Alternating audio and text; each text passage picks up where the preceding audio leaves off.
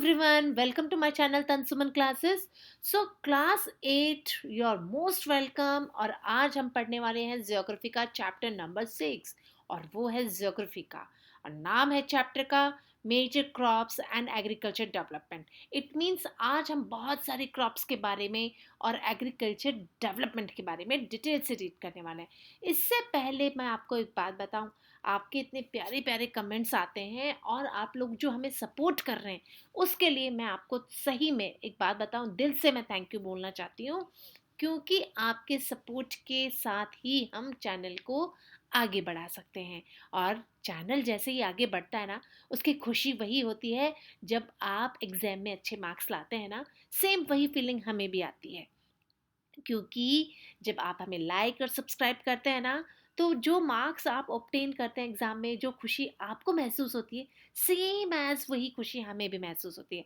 तो भाई हमें खुशी महसूस कराइए और लाइक और सब्सक्राइब चैनल को करिए, ताकि आपको फ्यूचर में और अच्छे वीडियोस मिले, और अच्छी चीज़ें मिले, और सीखने के लिए भी मिले हैं. तो शुरू करते हैं चैप्टर. और चैप्टर जो है वो है क्रॉप्स के बारे में, और साथ ही साथ हमारे इंडिया जो है ना, उसके एग्रीकल्चर डेवलपमेंट कैसा होना चाहिए, इन सब के बारे में हम डिटेल से रीड करते हैं. Let's start the chapter. देखिए, चैप्टर को शुरू करने से पहले मैं आपको एक छोटा सा इंट्रो बताती हूँ कि एग्रीकल्चर, यहाँ पे बार बार बार एग्रीकल्चर का नाम आ रहा है, तो भाई एग्रीकल्चर है क्या. देखिए, एक कल्टिवेटेड लैंड होती है जो, जहाँ पे कि हम अपने लिए खेती करते हैं और हमारे लिए बहुत सारे सीरियल्स उगाते हैं, क्रॉप्स प्रोडक्शन करते हैं.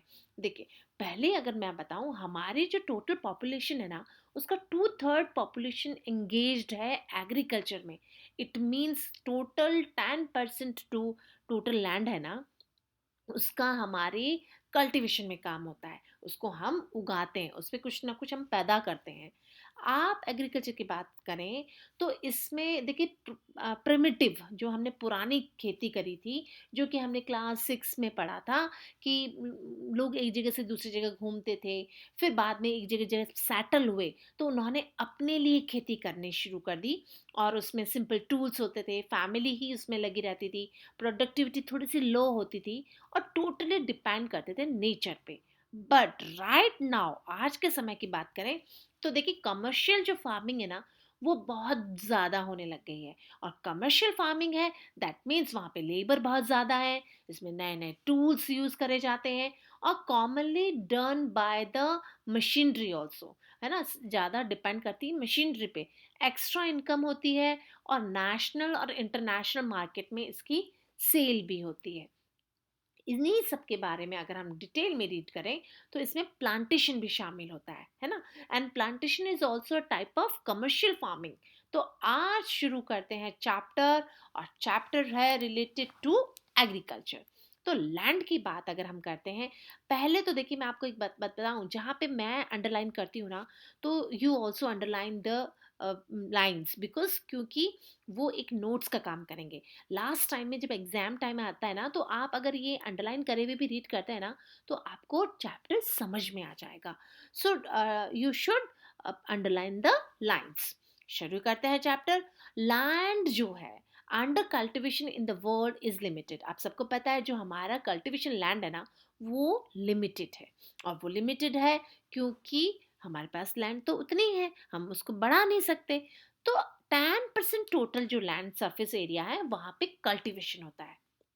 और number of physical, economic, social factors जो होते हैं, वो क्रॉप्स को प्रोडक्शन में हेल्प करते हैं. पर्टिकुलर रीजन में कहाँ पे कैसे ग्रोन करनी है क्रॉप, ये डिपेंड करता है वहाँ के फिजिकल, वहाँ के भौगोलिक जो वातावरण होता है. फिजिकल में देखिए, आपके ज़मीन, जो फिजिकल फीचर्स होते हैं, वहाँ पे नदियाँ आ जाएंगी, वहाँ पे आपके ज़मीन का धरातल आ जाएगा, ठीक है. वहाँ पे कैसी जलवायु मिलती है, साथ ही साथ में किसान की इकोनॉमिक कंडीशन कैसी है, वो किस तरीके से पैसे कमाना चाहता है, और चाहे वो अमीर है या गरीब है, इस पे भी उसका डिपेंड करता है. सोशल फैक्टर भी इसमें बहुत ज़्यादा इन्फ्लुएंस करते हैं. तो ये पर्टिकुलर रीजन में कैसी फसल उगाई जाती है ना, ये सब इन पे डिपेंड करता है. अब वैरायटी ऑफ क्रॉप्स की अगर हम बात करें, तो हमारी जो नीड होती है ना, वही सबसे ज़्यादा उगाई जाती है। रैपिडली जो हमारी इंक्रीज़ हो रही है पॉपुलेशन, इसको हम फ़ीड करने के लिए क्या करेंगे? हम सीरियल्स को उगाएँगे और यहाँ पे सीरियल का मतलब क्या है? यहाँ पे सीरियल का मतलब है अनाज, ठीक है? तो जो अनाज है हमारे, वो अगर हम उगाते हैं, तो उनसे हमारा जो है भरण-पोषण होगा। हमारी इतनी बड़ी पॉपुलेशन, और पॉपुलेशन की बात करें तो हमने चाइना को भी पीछे छोड़ दिया है। इट मीन्स इतनी बड़ी पॉपुलेशन को पालने के लिए, उसको भोजन देने के लिए हमें प्रोडक्टिविटी ऑफ क्रॉप्स जो हैं, वो बढ़ानी होगी। इट मीन्स हमारे प्रोडक्शन का बहुत बड़ा हिस्सा हमें उगाना होगा। अब बात करते हैं कि क्रॉप्स जो हैं वो भई हमारे अलग-अलग तरीके की होती हैं। तो फर्स्ट हम बात करते हैं सीरियल्स की। तो सीरियल इट मीन्स राइस है, व्हीट है, मेज़ है और मिलेट्स है। यहाँ पे जो चावल हैं, गेहूँ है, मक्का है और मिलेट्स का मतलब यहाँ पे है जिसमें कि बाजरा है, जौ है, वो सब शामिल हो जाते हैं। पल्सेस आ जाती है जिसमें कि ग्राम है, मूंग है, उड़द है, अरहर है। ऑयल सीड्स जिसमें से कि ऑयल को निकाला जाता है, और वो है मस्टर्ड है, लीन सीड्स जो है, रैप सीड्स हैं, फाइबर जो कि कॉटन, जूट, फ्लैक्स, हैम्प है, और ब्रेवरेज जो पीने के काम आते हैं जैसे कि चाय है, कॉफ़ी है, कोको है। इन सब के बारे में आज हम इस चैप्टर में रीड करेंगे डिटेल से। करिए ही शुरू। तो फर्स्ट जो हमारी क्रॉप है वो है राइस, और राइस के बारे में बात करें तो ये स्टैपल फूड है। एटलीस्ट हमारे जो पॉपुलेशन है ना, हाफ ऑफ द पॉपुलेशन जो वर्ल्ड की है वो राइस खाने वाली है। यानी ज़्यादा से ज़्यादा लोग क्या खाते हैं? वो खाते हैं राइस, चावल। और चावल जो है ये मेन क्रॉप है कल्टीवेशन इन द हॉट और humid region. It means hot और ह्यूमिड रीजन में ये बहुत बड़ी मात्रा में उगाया जाता है। इसको कल्टीवेट करने के लिए हॉट और ह्यूमिड क्लाइमेट के साथ साथ ट्रॉपिकल और सब ट्रॉपिकल रीजन में ये उगाई जाती है। आपको पता है जो राइस है ना, वो सबसे ज़्यादा पॉपुलेशन कंज्यूम करती है, और साथ ही साथ में हॉट एंड ह्यूमिड जो टाइप ऑफ क्लाइमेट होता है वो उसको ज़रूरत होती है। हीट अगर हम बात करें, जो टेम्परेचर है वो कैसा होना चाहिए? तो टेम्परेचर है 25 डिग्री सेल्सियस तक होना चाहिए। और साथ ही साथ में during the growing season, it means जब हम चावल को उगाते हैं, उगाते वक्त हमें टेम्परेचर कैसा चाहिए? हमें टेम्परेचर चाहिए 25 डिग्री सेल्सियस तक हमें टेम्परेचर ज़रूरत पड़ती है। हम बात करें इसकी हाई ह्यूमिडिटी और रेनफॉल की, तो यहाँ पे ह्यूमिडिटी हाई होनी चाहिए, यानी चिपचिपापन जो होता है, ह्यूमिडिटी जिसमें कि हवा में नमी हो, वो रहनी चाहिए। और साथ ही साथ में जो पानी है वो हमें चाहिए 150 सेंटीमीटर से 200 सेंटीमीटर। एल्यूवियल क्ले और सॉइल जो होती है ना, वो बहुत ज़्यादा इसके लिए ज़रूरी होती है, क्योंकि इसमें पानी रिटेन करता है, रुक कर रहता है। फ्लडेड एरियाज, यहाँ पे फ्लडेड फील्ड्स यानी फोल्डेड फील्ड्स यानी पानी से भरे हुए खेत होने चाहिए, उसी में ही चावल की बुआई होती है। और एक्वेट चीप लेबर होता है, क्योंकि फसल जो है वो सिर्फ और सिर्फ हाथों से उगाई जाती है, इसलिए सस्ते मजदूर भी मिल जाते हैं। The main rice production countries are China, और चाइना जो है वो मेन प्रोडक्शन करती है राइस का। इंडिया है, बांग्लादेश है, Asia, Japan, north Korea, Sri Lanka, Brazil, Egypt और यूएसए में भी बहुत बड़ी मात्रा में ये उगाया जाता है। अगर हम मानसून एशिया की बात करें, हमारे इंडिया की बात करें, तो इंडिया में भी ये बहुत बड़ी संख्या में उगाया जाता है। और राइस जो है, ये 2 और 3 क्रॉप्स जो राइस है वो एक साल में are grown in a year. 2 और 3 क्रॉप्स आपको यहाँ पे ज़रूर देखने चाहिए कि एशिया में इसके लिए क्लाइमेटिक कंडीशन बहुत ज़्यादा फेवरेबल है, इसलिए 2 और 3 crops of rice are grown in a year. In hilly areas slope and terrace for the rice cultivation होता है। जापान जो है वहाँ पे बहुत बड़ी अच्छी मात्रा में जो हम उगाते हैं चावल वो उगाया जाता है, और साथ ही साथ में प्रोडक्शन जो होता है ना चावल का, वो बहुत ज़्यादा होता है और कंज्यूम भी ये बहुत ज़्यादा करते हैं। इन शॉर्ट की अगर मैं बात करूं तो rice is a staple crop, second largest country after China उगाया जाता है, और it is a kharif crop. High humidity चाहिए, रेनफॉल 100 सेंटीमीटर तक चाहिए, और टेम्परेचर जो है 25 डिग्री सेल्सियस तक चाहिए। अब हम नेक्स्ट बात करते हैं वीट की। तो wheat is the most important of all serial, और सीरियल्स में सबसे ज़्यादा इंपॉर्टेंट वीट है। ऑब्वियसली होगा भाई, हमारे जैसे वेस्ट साइड के लोग जो नॉर्थ वेस्ट के हैं, वो बिना गेहूं की रह ही नहीं सकते हैं। रोटी बहुत ज़्यादा ज़रूरी है, और it will have been the chief source of the human food for the at least 6000, और प्रमुख जो खाने का साधन रहा है वो रोटी ही रहा है। Wheat is a staple food in the countries located in the mid latitude and the dry subtropical region. Wheat plant needs, अगर हम बात करें तो ट्रॉपिकल और सब ट्रॉपिकल एरियाज में ये उगाया जाता है। अब अकॉर्डिंग टू चाइनीज माइथोलॉजी की बात करें तो rice is a gift of the animals. This is because once the tribal flooded destroy all points in China, this was no food eat to left eat, है ना, कोई खाना बचा ही नहीं था। जब राइस माइथोलॉजी जो चाइनीज माइथोलॉजी के अनुसार गिफ्ट ऑफ द एनिमल्स है ये, लेकिन ट्राइबल्स के पास में फ्लड डिस्ट्रॉय हो गया था, तो उनके पास कोई चीज नहीं बची थी। But one day a dog brought rice seed and gave it to a some people.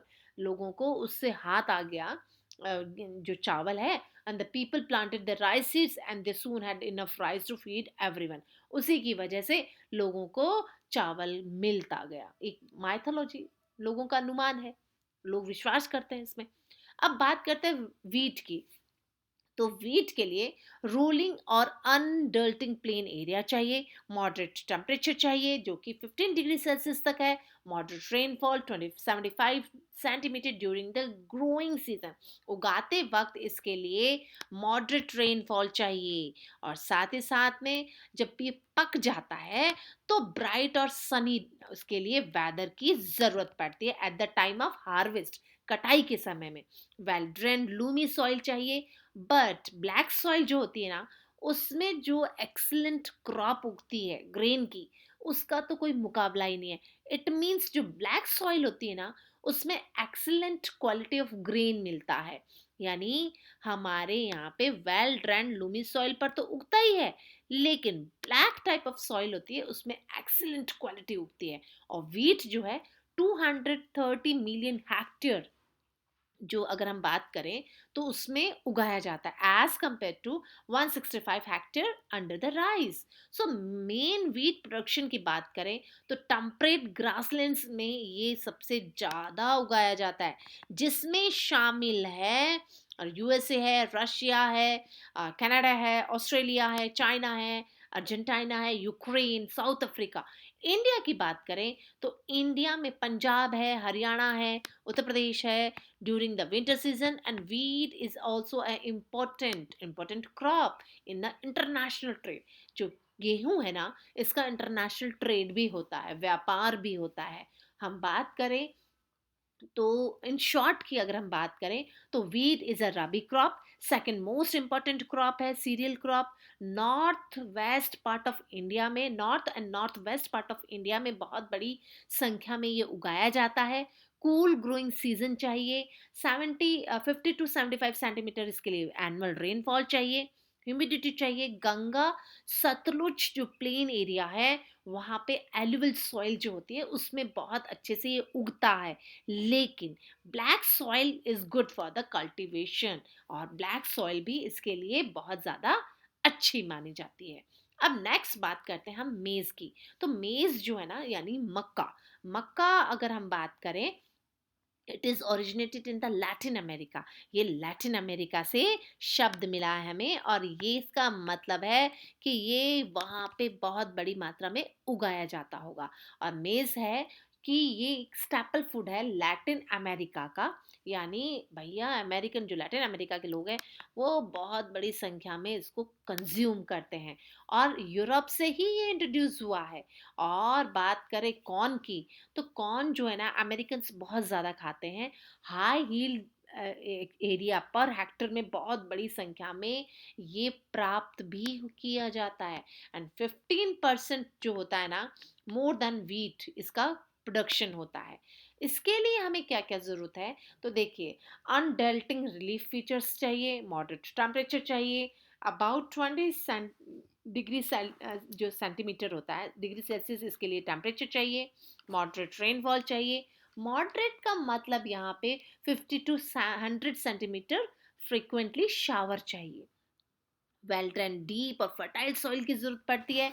और मेज जो प्रोडक्शन कंट्रीज की अगर मैं बात करूं, तो हमें चाहिए, ये हमें कहाँ कहाँ मिल जाती है, तो ये हमें मिलती है Russia, USA, China, Brazil, Argentina, Mexico में, और साथ ही साथ कनाडा, साउथ अफ्रीका और इंडिया में भी।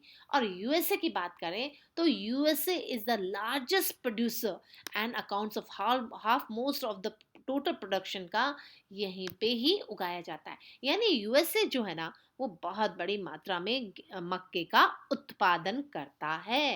And USA is also the largest exporter, यानी ये व्यापार भी बहुत बड़ी मात्रा में करता है। इट मीन्स अगर मैं बात करूं कि मेज जो है वो कैटल्स को देने के भी काम आता है, एक फॉडर का काम करता है ये।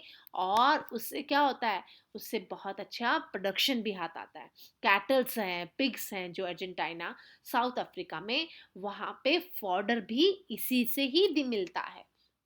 इन शॉर्ट की अगर मैं बात करूं, आपको समरी बताऊं, तो मेज जो है it is a kharif crop. It require temperature of 21 to 27 degree Celsius. It grown well in the भांगर सॉइल। भांगर जो सॉइल होती है ना, उसमें बहुत अच्छे से उगता है। और use both in fodder and food, दोनों चीज़ों के काम आता है। इट इज, अगर हम बात करें कि ये कहाँ कहाँ उगता है, तो इन इंडिया की अगर मैं बताऊं, तो मध्य प्रदेश है, कर्नाटक है, यूपी, बिहार, आंध्र प्रदेश और तेलंगाना में भी ये बहुत बड़ी मात्रा में उगाया जाता है। अब मिलेट्स की बात करते हैं, तो मिलेट यानी यहाँ पे मतलब है बाजरा है, जौ है ना, जो मोटे अनाज होते हैं। तो यहाँ पे ग्रेन्स की बात करूं, तो jowar, bajra, ragi and sorghum are called the millet. इनके अंदर इनको शामिल किया जाता है, और ये मोटे अनाज है। So these grains have low nutritional value as compared to the other cereal. As compared to इनमें न्यूट्रिशन वैल्यू थोड़ी सी कम मिलती है, but it is an area high temperature, low rainfall और लेस फर्टाइल सॉइल की ज़रूरत होती है। इट मीन्स ये हमारे इंडिया में वेस्टर्न पार्ट ऑफ जो इंडिया है, वहाँ पे बहुत अच्छे से उगाए जाते हैं। ट्रॉपिकल सब ट्रॉपिकल रीजन में उगते हैं, इसके लिए बहुत अच्छी है। और मेन मिलेट की बात करें हम, तो जो चाइना है, इंडिया है, यूएसए है, ब्राज़ील है, नाइजीरिया है, इजिप्ट है, में बहुत बड़ी संख्या में उगाया जाता है। और millet is use as a fodder और as domestic animal in USA. यहाँ पे फॉडर का काम भी करता है, इट मीन्स चारे के रूप में जानवरों को भी दिया जाता है। अब शॉर्ट में अगर मैं आपको बताऊं, तो ये बहुत इंपॉर्टेंट है, क्योंकि ये लो रेनफॉल, हाई टेम्परेचर और लेस फर्टाइल सॉइल में उगाया जा सकता है। शुगर केन की बात करते हैं, तो भैया जो शुगर केन है ना, वो भी बहुत इंपॉर्टेंट है। और आप बात बताएं, शुगर केन का कोई बीज नहीं होता है। वो क्या करते हैं हम लोग, शुगर केन की स्टिक्स को ही कट करके उनको उगा दिया जाता है। तो शुगर केन की जो स्टिक्स होती है ना, उनसे ही नेक्स्ट उगा दिया जाता है, cutting of the old plants. ठीक है, तो शुगर केन जो है it is kind of a grass, thick stamp होता है इसका। और इसकी जो ऊंचाई अगर मैं बताऊं, तो ये 2-2, 3-3 मीटर तक ऊंचाई में पाए जाते हैं। शुगर केन जो है, यानी जो गन्ना है, वो स्टोर किया जाता है in the stem of the sugar cane. यानी भैया हमें चीनी चाहिए, तो हमें शुगर केन को इकट्ठा करना, जैगरी जो होता है ना, गुड़, वो भी हमें इसी से ही मिलता है। So the new sugar cane plants grow from the stem cutting of the old plant. यानी ओल्ड प्लांट की कटिंग से ही न्यू शुगर केन उगाया जा सकता है और पॉसिबल होता है। Sugar cane probably originate in the eastern Asia, was taken in the Middle East, southern Europe by a Arab trader. यानी भैया ये भी हमारा नहीं है, अब शुगर केन भी हमारा नहीं रहा, यानी शुगर केन भी अरब ट्रेडर्स लेकर आए थे अपने साथ। चलो ठीक है, कोई बात नहीं। यानी इंडिया का कुछ तो होगा, ऐसी बात नहीं है, और वो आपको सरप्राइज भी करेगा। शुगर केन की बात करें, तो इसके लिए हॉट और ह्यूमिड क्लाइमेट चाहिए, लेवल लैंड, समतल जमीन चाहिए, वेल ड्रेन फर्टाइल सॉइल की जरूरत पड़ती है। और एजुमुलेशन की बात करें, तो वाटर जो होता है ना फील्ड में, वो भरा हुआ नहीं चाहिए। ठीक है, हमें ठीक ठाक बारिश चाहिए, और हमें हॉट और ह्यूमिड क्लाइमेट चाहिए, चिपचिपा, जिसमें कि नमी हो, वो वाला हमें चाहिए। और Brazil, Cuba, India, Mexico, Pakistan, Australia, Indonesia, Philippines, Hawaii island, Fiji, south Africa and USA में ये बहुत बड़ी मात्रा में उगाया जाता है। लेकिन अगर हम इंडिया की बात करें तो भैया इंडिया में भी तो उगाया जाता होगा। इट मीन्स ये ट्रॉपिकल और सब ट्रॉपिक्स रीजन में उगाया जाता है। हार्डली अगर हम बात करें तो शुगर केन प्रोडक्शन जो होता है ना, वो टेम्परेट लैंड्स में उगाया जाता है, ठीक है। तो sugar cane is a tropical और सब ट्रॉपिकल, शॉर्ट फॉर्म में अगर मैं आपको बात करूं तो ट्रॉपिकल और सब ट्रॉपिकल दोनों रीजन में ये उगाया जाता है। हॉट और ह्यूमिड क्लाइमेट इसके लिए चाहिए। टेम्परेचर जो है 21 to 27 डिग्री सेल्सियस तक चलेगा। एनुअल रेनफॉल है वो 75 सेंटीमीटर तक जरूरी है। और इंडिया की बात करूं मैं आपसे तो इंडिया में यूपी है, कर्नाटक है, तमिलनाडु है, आंध्र प्रदेश है, पंजाब, बिहार, हरियाणा में बहुत बड़ी संख्या में ये उगाया जाता है। कॉटन, नेक्स्ट टॉपिक आ जाता है कॉटन। अब कॉटन जो क्रॉप है ना, चलो thank God cotton is origin in India. बहुत देर से हमसे इसका इंतजार कर रहे थे। इट मीन्स कॉटन जो है ना, वो उगाई गई थी इंडिया में, यानी इसका ओरिजिन जो है, इसका उदय माने तो भैया इंडिया है। तो चलो कहीं तो हम लकी हैं। और it was the first cultivated during the period of the Indus valley civilisation. अब हम बात करते हैं इंडस वैली सिविलाइजेशन को, हमने क्लास 6 में पढ़ा था कि वहां उस समय से ये इंडिया में कल्टीवेटेड किया जाता है। चलो वेरी गुड। तो कॉटन की बात करें तो cotton is a main raw material for the cotton textile industry. Yes, cotton जो है वो कॉटन टेक्सटाइल इंडस्ट्रीज के लिए जरूरी भी है। यही उनके लिए रॉ मटेरियल का काम करता है। और ये क्या करता है, इससे हमें कपड़ा बनाई मिलता है, यानी जो फाइन क्वालिटी ऑफ कॉटन होता है ना, वो मिलता है। और ये बहुत सॉफ्ट होता है, स्ट्रेंथ होती है, फाइननेस होता है फाइबर में, कलर करा जा सकता है, और क्लियरनेस हमें बहुत अच्छे से ये दिखाई भी देता है। कॉटन जो होता है ना, वो ग्रोन करता है। वो कहाँ पे उगाया जा सकता है, तो कॉटन की बात करूं, कॉटन को चाहिए टेम्परेचर 27 डिग्री सेल्सियस तक। और इसमें क्या होता है, इसमें ड्यूरिंग दिस सीजन अगर हम बात करें उगाने की, तो हमारे उगाते समय 27 डिग्री टेम्परेचर जरूरत पड़ती है। रेनफॉल है 6 to 200 सेंटीमीटर तक चला जाएगा फ्रिक्वेंटली।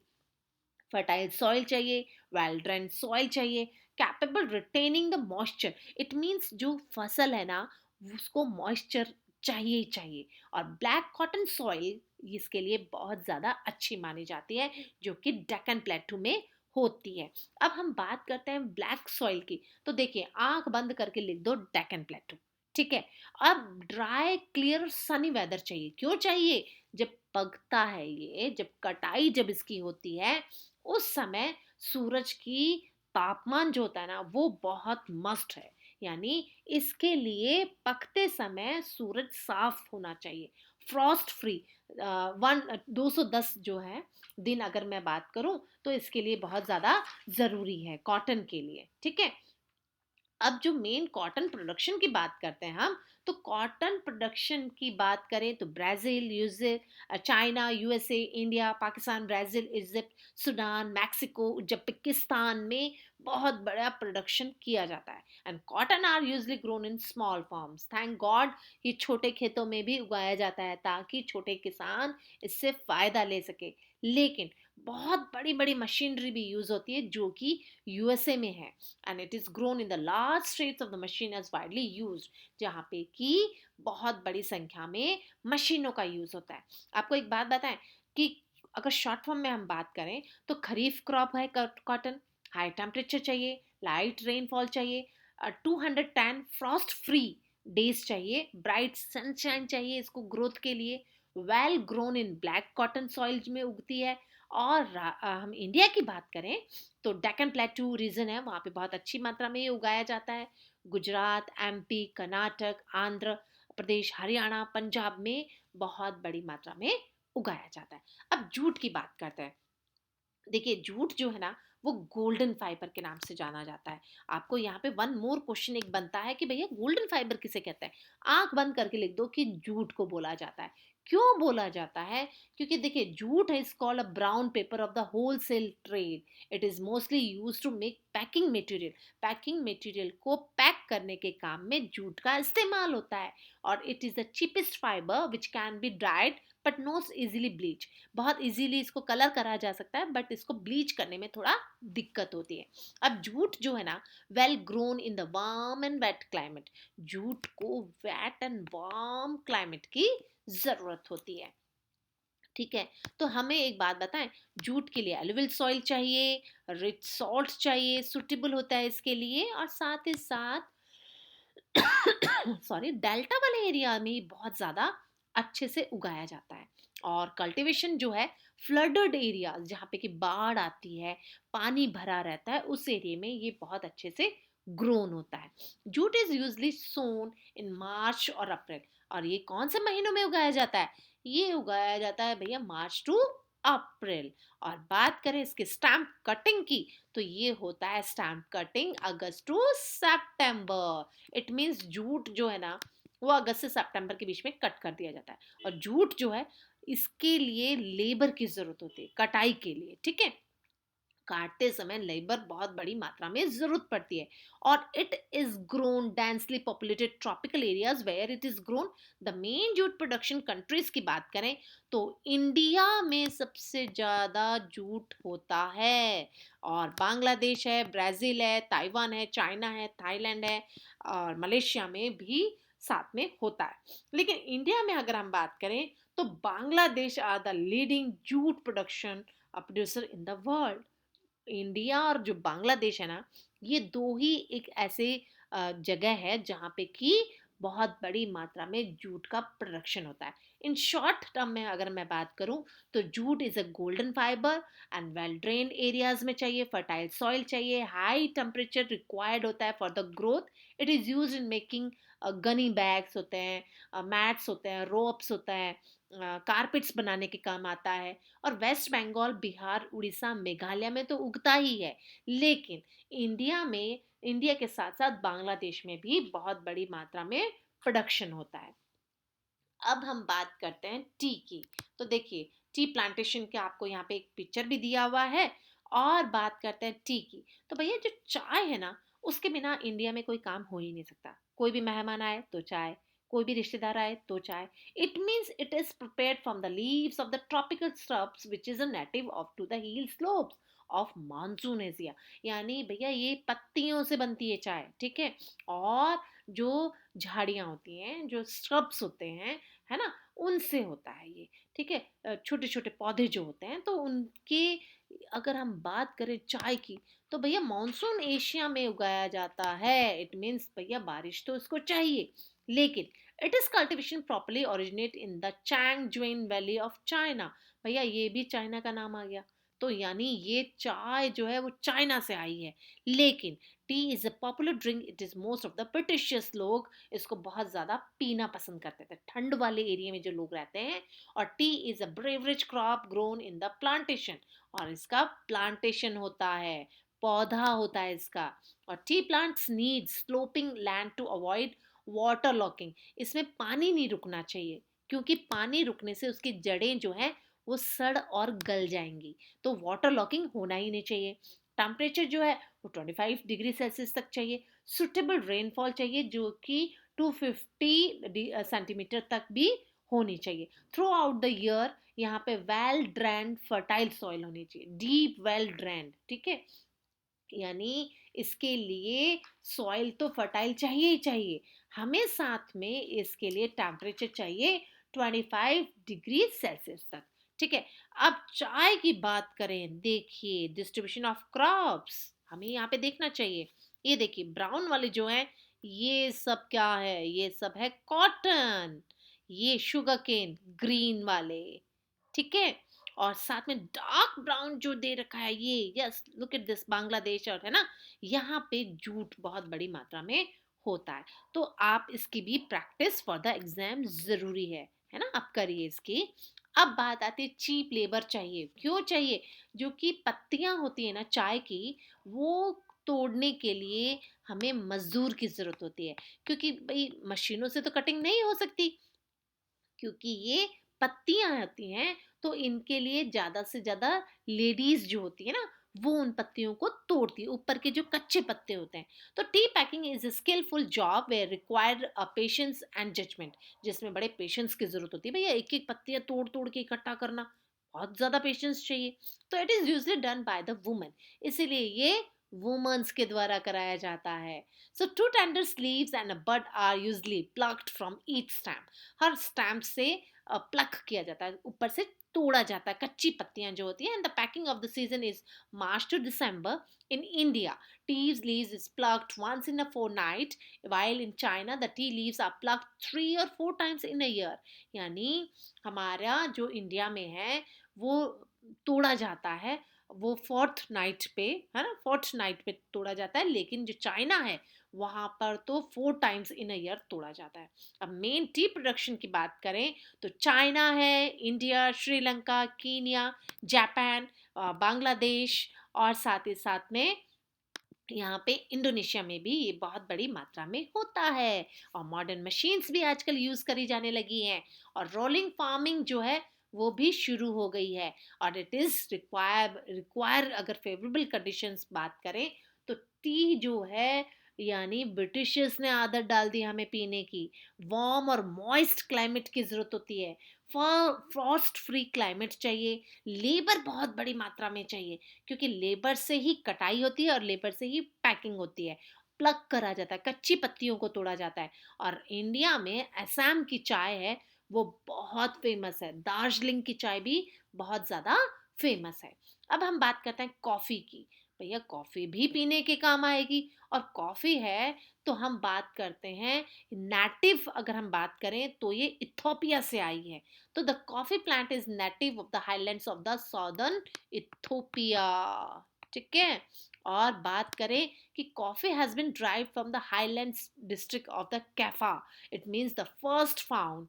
अगर हम बात करें फर्स्ट फाउंड की तो ये कैफा डिस्ट्रिक्ट से मिला है।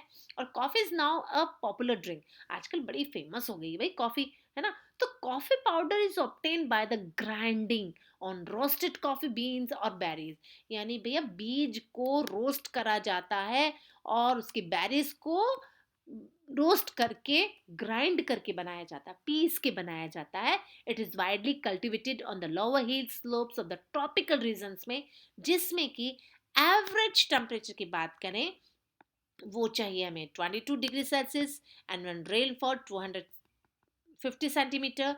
वेल ड्रेन्ड एरियाज में चाहिए। लॉक अगर हम बात करें, लूमी सॉइल इसके लिए बहुत ज़्यादा ज़रूरी है। और साथ ही साथ में ह्यूमिस होना चाहिए। शेल्टर जो है direct from shelter from the direct sunlight, therefore shady leaves are planted in the plantation. Plantation के लिए शेडी जो जगह होती है वहाँ पे इसकी ज़रूरत है। लुक एट द बीन्स, ये देखिए कॉफ़ी के जो बीज हैं वो आपको दिखाए गए हैं पिक्चर में। और साथ ही साथ में बात करें कि ये शेड में उगाई जाती है कॉफी प्लांट्स जो होते हैं ना। और Brazil is the largest producer और exporter of the coffee in the world. और ब्राजील की कॉफी कॉफी जो है ना, कैफे बहुत ज़्यादा फेमस है। इंडिया में और इथोपिया में, मैक्सिको में भी ये उगाई जाती है, but USA is the largest importer of coffee in the world. और सबसे ज़्यादा यूएसए में इसका इस्तेमाल होता है और मंगाई भी जाती है। इट मीन्स अगर हम बात करें तो कॉफ़ी जो है ना, इन शॉर्ट अगर मैं बात बताऊं तो इट इज़ इंट्रोड्यूस बाय अ बुडान, बाबा बुडान के द्वारा इसका इंट्रोड्यूस हुआ था। और ये यमन के रहने वाले थे। नीलगिरी की पहाड़ियाँ हैं, कर्नाटक है, केरल है, दार्जिलिंग है, इंडिया में फेमस यहाँ पे कॉफ़ी मिलती है। और फेमस कॉफ़ी की बात करें, गुड क्वालिटी की बात करें तो ये है अराबिका। जो गुड क्वालिटी ऑफ कॉफ़ी होती है ना, उसका नाम है अराबिका। अब बात करते हैं एग्रीकल्चर डेवलपमेंट की, जो कि चैप्टर के स्टार्टिंग में ही उसका नाम है कि एग्रीकल्चर है, और एग्रीकल्चर क्रॉप्स जो हैं उनके साथ डेवलपमेंट भी ज़रूरी है। वो डेवलपमेंट क्यों ज़रूरी है भाई? यस, ऑब्वियसली ज़रूरी है, बिकॉज हमारी जो टोटल पॉपुलेशन है भैया इसी पे तो डिपेंड है। तो आज के समय में इंडिया में ऐसे क्रॉप प्रोडक्शन को इंक्रीज करने के लिए गवर्नमेंट ने और पॉपुलेशन का क्या कंट्रीब्यूशन रहता है। देखिए, गवर्नमेंट जो स्कीम्स होती है ना, उनका बहुत बड़ा रोल होता है हमारी बढ़ती हुई जनसंख्या के लिए। इंक्रीजिंग जो पॉपुलेशन है, उसकी नीड को पूरा करने के लिए, उसको अचीव करने के लिए हमें बहुत कुछ करना होगा। और वो क्या करना होगा? दे कैन बी अचीव्ड, किसके द्वारा ये प्राप्त किए जा सकते हैं? देखिए, प्रोडक्शन, जमीन तो हम नहीं बढ़ा सकते, पॉपुलेशन हमारी ज़रूर बढ़ रही है। तो इस बढ़ती हुई पॉपुलेशन के लिए हमें क्या ऐसा करना होगा जिससे कि हम उसका पेट भर सकें, जिससे कि हम उसकी ज़रूरत को पूरा कर सकें? तो उसके लिए हमें होगा increasing land under cultivation. Increase करना होगा किसको? कल्टीवेशन लैंड को। ठीक है। और growing more than one crop in a year, एक फसल से ज़्यादा फसलें उगानी होंगी। इम्प्रूविंग इरिगेशन फैसिलिटीज, सिंचाई के साधनों का इस्तेमाल अधिक से अधिक और इम्प्रूव करना होगा। HYV, high yield variety of seeds, यानी अच्छी वैरायटी के हमें सीड्स की जरूरत पड़ेगी। ऑर्गेनिक और केमिकल फर्टिलाइजर्स जो हैं, उनका यूज होता है, बट राइट नाउ डेज हम ऑर्गेनिक जो फर्टिलाइजर्स है ना, उनका इस्तेमाल ज़्यादा करना चाहते हैं, क्योंकि केमिकल फर्टिलाइजर्स का कहीं ना कहीं नुकसान भी होता है। इन सब को करने के लिए हमारी गवर्नमेंट जो है, उन्होंने बहुत कुछ किया है। और उन्होंने क्या किया है? 60% of Indian population depend on the agriculture. So we need land reform. हमारी जो लैंड है, उसको रिफॉर्म करना होगा। उसके लिए हमें रेवोल्यूशन लाने पड़ेंगे। गांव में जो लोग हैं, ग्रामीण बैंक हमें लगाए, क्रेडिट कार्ड हमने दिए, पर्सनल एक्सीडेंट इंश्योरेंस हमें किसानों को देना होगा, फसलों को इंश्योरेंस करना होगा, है ना। लो इंटरेस्ट रेट पे हमें लोन भी देना होगा किसानों को। उनको सपोर्ट करने के लिए मिनिमम सपोर्ट प्राइस भी रखना चाहिए, ताकि अगर फसल का नुकसान हो तो गवर्नमेंट उसको पैसा दे सके। या मिनिमम उसको सपोर्ट करने के लिए एक तय राशि होती है, जिससे कि सरकार उसकी फसल को खरीद सके। तो किसान का फ्यूचर प्लान जो होता है ना, मौसम की जानकारी दे, ये सब काम हमारी गवर्नमेंट को करना चाहिए, ताकि उनकी हेल्प हो सके। अब हमें बात करते हैं, यहाँ पे एक सर्वे है कि इंडिया के फॉर्म कैसे हैं। तो देखिए, इंडिया में पॉपुलेशन तो बहुत ज़्यादा है, तो विलेजर्स जो हैं, वो क्या करते हैं? डिपेंड करते हैं डायरेक्टली और इनडायरेक्टली एग्रीकल्चर पे। ठीक है। It provide food for the human and raw material for the agro based industries. हमारी शुरुआत में एक बात हुई थी कि भैया, इंडस्ट्रीज जो हैं, उनमें भी एक रॉ मटेरियल का काम करता है।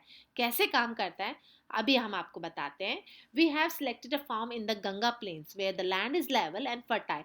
The main features of the agriculture lands here, subsistence agriculture is mostly practised. आप ये देखिए, subsistence agriculture is mostly practised in India. ये देखिए, इंडिया में हो रहा है।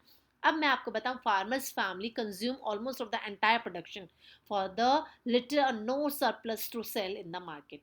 इट मीन्स, मैंने आपको अभी अभी बताया, सब्सटेंस एग्रीकल्चर, इट मीन्स वो अपने परिवार के लिए ही खेती करता है। और अगर कुछ थोड़ा बहुत पैदा ज़्यादा हो जाता है, तो वो मार्केट में बेच देता है। और लैंड होल्डिंग होता है, स्मॉल छोटे छोटे खेत हैं हमारे, है ना। और लैंड जो है, वो बिलोंग करती है फादर से। फादर से बच्चों को मिलती है, उनके बच्चों को मिलती है, ऐसे ऐसे करके डिस्ट्रीब्यूशन होता रहता है। इट मीन्स हमारे जो लैंड एरिया है, वो छोटे होते जाते हैं, बंटवारे की संपत्ति के, है ना। पिता से पुत्र को मिला, फिर वापस पिता से पुत्र को मिलता है। तो ऐसे कर करके वो खेतों की साइज छोटी होती चली जा रही है। एग्रीकल्चर डिपेंड करता है लार्ज मॉनसून पर। हमारा जो इंडिया है ना, वो मॉनसून रीजन है, जो मॉनसून सीजन है ना, उस पर बहुत ज़्यादा डिपेंड करता है। बिकॉज ऑफ वहाँ से जो पानी होता है, उसी पे ही हमारा खेती निर्भर करती है। Most of the farm work, such as the plucking, irrigation, harvesting and threshing, are done by the animals and the member of family. अगर मैंने आपको अभी अभी बताया कि भाई सिर्फ सस्टेन जो फार्मिंग जो होती है, इट मीन्स वो क्या करते हैं, सब्सटेंस जो फार्मिंग होती है, उसमें परिवार के सदस्यों को ही मिलाया जाता है ना, फैमिली मेंबर्स ही काम करते हैं। जिसमें कि सिंचाई है, बुआई है, कटाई है ना। ये सब घर के जानवर और घर के लोग करते हैं। प्रोडक्शन ऑफ क्रॉप्स जो होता है, वो उनकी टॉप प्रायोरिटी होता है, यानी प्रायोरिटी यानी प्राथमिकता होता है। और under the fodder crops is almost insignificant. ठीक है। अब फार्मर्स फेस मैनी प्रॉब्लम्स। बहुत ज़्यादा प्रॉब्लम्स फेस करता है। He can not buy enough agriculture, ज़्यादा ज़मीन नहीं खरीद सकते और बोरो करना पड़ता है उनको, मनी लैंडर से या बैंक से पैसा लेना पड़ता है। अब वो क्यों लेना पड़ता है? जब कभी फसल खराब हो जाती है ना बच्चों, तो बहुत बड़ी मात्रा में उनको वापस वापस नए बीज चाहिए। तो वापस नए बीज लाने के लिए वो किसान उधार लेता है पैसे, और ही also sell as the production immediately after harvest. और जैसे ही प्रोडक्शन मालूम उनको हाथ में आ जाता है ना, उनको जल्दी से बेचना पड़ता है। क्यों? Because shortage of storage facility, उनके पास उस फसल को स्टोरेज करने के लिए जगह नहीं होती। तो जैसे ही खेत से निकलता है डायरेक्ट वो मार्केट में बेच दिया जाता है, उसको वो होल्ड नहीं करके पास रख सकते। और it is depend on the various cooperative societies to meet his needs. इसके लिए वो बहुत सारे लोगों पे डिपेंड भी करता है। तो रेवोल्यूशन हमें लाना पड़ेगा। और ये रेवोल्यूशन कब आ सकता है? जब हम high heel variety of production use करें, वैरायटी ऑफ सीड्स जो है उनको हम थोड़ा सा बढ़ाएं, और साथ ही साथ में इंश्योरेंस करें, उनका इरिगेशन फैसिलिटी उनको अवेलेबल कराएं, फर्टिलाइजर्स का इस्तेमाल करें, और साथ ही साथ में उनके लिए लैंड होल्डिंग जो होता है ना उसको रखें। फार्म में बड़े से बड़ी मशीनों का यूज़ करें, एग्रीकल्चर क्रेडिट और सॉफ्ट टर्म्स के लिए गवर्नमेंट उनको लोन दे। एग्रीकल्चर जो होता है वो प्रोडक्शन ज़्यादा होना चाहिए। आप ये देखिए कौन कौन से एरियाज़ में जो प्रोडक्शन है, तो ये वेरी हाई एरियाज जहाँ पे कि खेती बहुत अच्छे से होती है। और लॉ की बात करें तो ये देखिए आप, ठीक है। अब आप लेवल ऑफ एग्रीकल्चर प्रोडक्टिविटी आप मैप को फिल करिए। एग्रीकल्चर अगर बात करें तो ट्रेंड करने की ज़रूरत है फार्मर्स को, उनको बहुत ज़्यादा एडुकेट करने की ज़रूरत है ताकि वो इन्हेंस कर सके प्रोडक्शन को। जर्नल सोशल लाइफ जो होती है, इकोनॉमिक कंडीशंस जो होती हैं, वो फार्मर की टोटल डिपेंड करती है एग्रीकल्चर प्रोडक्शन पे। अब फार्म इन यूएसए की बात करें, देखिए यूएसए में तो बहुत बड़े बड़े खेत हैं और इंटेंसिव ग्रासलैंड्स हैं, बहुत एक साथ जुड़े हुए खेत होते हैं, फर्टाइल प्लेन्स हैं। और प्रेरी रीजन जो है यूएसए है ना, यहाँ पे रॉकी माउंटेन्स होने की वजह से यहाँ पे खेती पॉसिबल नहीं हो पाती, लेकिन ग्रासलैंड्स बहुत ज़्यादा हैं। प्रेरी रीजन की बात करें तो इंटीरियर जो प्रेरी रीजन है अंदर का जो है, वहाँ पे क्लाइमेट भी अच्छा रहता है, और इसी वजह से वहाँ पे बड़े बड़े फार्म हाउस है। और फार्म हाउस जो हैं वहाँ पे ग्रासलैंड्स बहुत ज़्यादा हैं, नेचुरल एनवायरनमेंट फेवर करता है। तो उसी वजह से यहाँ पे कल्टीवेशन बहुत बड़ी मात्रा में होता है। और वो कल्टीवेशन किसका होता है? वो कल्टीवेशन होता है वीट, कॉर्न, ठीक है, इन सब का। और साथ ही साथ में ओट्स हैं, ऑयल सीड्स हैं, इनका भी प्रोडक्शन बहुत बड़ी मात्रा में। देखिए खेतों की चौड़ाई लंबाई देख के ही पता चल रहा है, ठीक है। So the rolling plains are well drain and suitable for the intensive mechanised farming. यानी एकजुट होते हैं, खेत बहुत बड़े बड़े होते हैं, वेल ड्रेन्ड होते हैं, उसी वजह से प्रोडक्शन भी अच्छा होता है। And melting of snow provide moisture to soil. और स्नो जो होता है वो जब मेल्ट करता है तो मॉइस्चर भी सॉइल में बना रहता है। डार्क ब्राउन सॉइल है, ह्यूमस जो होता है उसमें, है ना, ह्यूमस का यानी यहाँ पे कि जिनमें कि जमीन में नमी रहती है, कीड़े मकोड़ों की संख्या ज़्यादा होती है, जिससे कि उनका उपजाऊपन बना रहता है। ऑर्गेनिक मैटर्स डिपेंड करते हैं। स्प्रिंग सीजन नॉट कोल्ड और the summer are not very hold. यानी ना तो ज़्यादा गर्मी होती है ना ज़्यादा ठंड है। उसी वजह से यहाँ पे प्रोडक्शन जो होता है ना वो बच्चे बहुत अच्छे से इनको प्राप्त होता है। और साथ ही साथ में यहाँ पे जो ट्रेडिशनली अगर हम बात करें तो रेलवे भी कनेक्ट है इन एरियाज में, ताकि सामान को एक जगह से दूसरी जगह ले जाना इजी रहता है। Due to the large number of farms, almost all the work is plucking, sowing, harvesting, threshing, packing are done by the machine. और बहुत बड़ी संख्या में फॉर्म, बड़ी बड़ी संख्या में होने की वजह से यहाँ से बुआई से लेके कटाई तक सारे काम मशीनों से होते हैं। इट मीन्स फार्मर्स जो होते हैं ना वो ट्रैक्टर्स का यूज़ करते हैं, थ्रिलर्स का यूज़ करते हैं, हॉरोस का करते हैं, सीड ड्रिल का करते हैं। इट मीन्स सारा काम मशीनों से होता है, तो वो भैया उनका टाइम भी कम लगता है। और साथ ही साथ में इन क्रॉप्स को लेने के लिए बड़ी मात्रा में मशीन्स काम करती है, ठीक है। तो निकालने का भी काम मशीनों से ही होता है। तो साइज ऑफ अ फार्म की बात करें, देखिए कहाँ इंडिया में छोटे छोटे खेत हैं और कहाँ यहाँ 1000 एकड़ के भी बड़े बड़े खेत हैं, जो कि ऑब्वियसली वहाँ के किसान अमीर ही होंगे, क्योंकि वहाँ पे साइज ऑफ जो लैंड है वो बड़ी है कल्टीवेटेशन की, और इसके साथ ही मशीनरी का बहुत बड़ा इस्तेमाल किया जाता है। फार्मर्स जो है वो क्या करते हैं, मैनेज करते हैं, उनकी फैमिली जो होती है वो इसको मैनेज करती है। बड़ी बड़ी संख्या में लोग क्या करते हैं, एम्प्लॉयज़ को रखते हैं, लेबर है ना, नॉट एम्प्लॉयड। क्यों? क्योंकि यहाँ पे लेबर्स की ज़्यादा ज़रूरत ही नहीं है। यहाँ पे मशीनरी से सारा काम होता है, और मशीनरी जो है वो अच्छे से काम कर सकती है एज कंपेयर टू पर्सन्स। और क्रॉप जो होता है वो रोटेशन होता है। अब जब क्रॉप रोटेशन होता है ना, तो उसमें प्रोडक्टिविटी ऑफ क्रॉप्स होता है वो भी ज़्यादा होता है, सप्लीमेंट होता है। लाइव स्टॉक्स जो होते हैं, जो कि जानवर अगर रखते हैं, तो उनसे भी उनको बहुत बड़ी मात्रा में इनकम सोर्स होता है। फार्मर्स होते हैं वो बहुत बड़े रिच होते हैं, बिग हाउसेस हैं, सेपरेट शेड्स होते हैं उनके जानवरों के लिए, फॉडर्स जो चारा होता है, मशीनरी होती है, उसी से ही बनाया जाता है। स्मॉल वर्कशॉप्स भी मेंटेन करते हैं ये लोग, ठीक है। और साथ ही साथ में हाई यील्ड ऑफ वैरायटी किसकी, यहाँ पे जो क्रॉप्स होती हैं उनकी बहुत बड़ी संख्या में, अच्छी मात्रा में उनके सीड्स का इस्तेमाल होता है।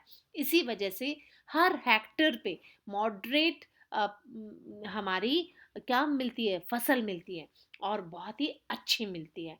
तो the high L per hectare is moderate temperature है, और साथ ही साथ में हाई वर्कर है यहाँ पे वर्कर वेरी हाई, यहाँ पे जो वर्कर्स की पे होती है ना वो बहुत ज़्यादा है।